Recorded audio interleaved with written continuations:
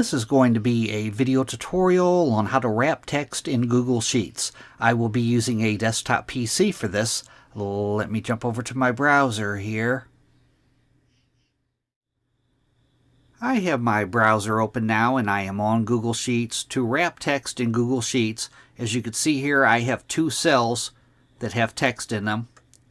And the text is overflowing, but I want to wrap it.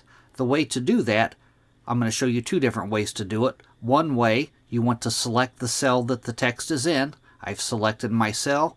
You'll go up to the top up here, up to this little icon right here. If you put your mouse cursor over it, it says text wrapping. Click on that. It gives you three different options. The first one is what I currently have it on, overflow. The next one is wrap, and the next one is clip. I'm going to click on wrap. Now it has wrapped the text in that cell. Now the cell has the same dimension width as before, but it has increased the height. Another way to do it, I'm going to press Ctrl Z to back up. I still have my cell selected. I'm going to go up to the top up here, up to the Format tab. I'm going to click on Format. Then right down here is Wrapping. Then I'm going to go straight off to the right, Overflow, Wrap, or Clip. I'm going to click on Wrap.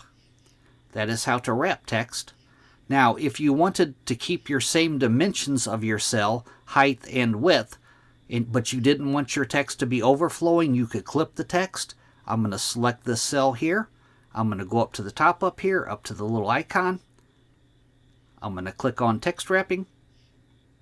And I'm going to choose the last one, Clip. Now my cell has kept the same dimensions, but it has clipped off the overflow. The text is still there. If I double click on it, it's still there. That is how to wrap text in Google Sheets. Thanks for watching.